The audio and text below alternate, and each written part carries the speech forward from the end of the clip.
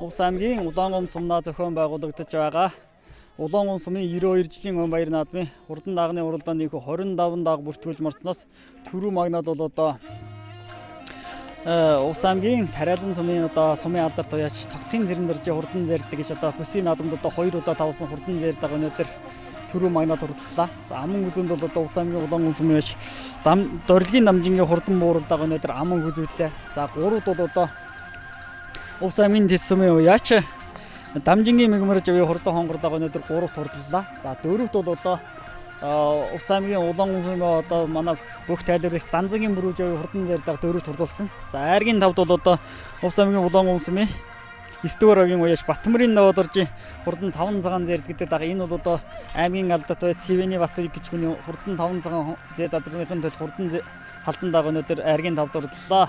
Одоо хэтгэн мөчийн дараа бас одоо дараачийн одоо 5 насны хурдан мордын уралдаанаар Увс зүй сайтын хамт олон бас эргээд уулзъя.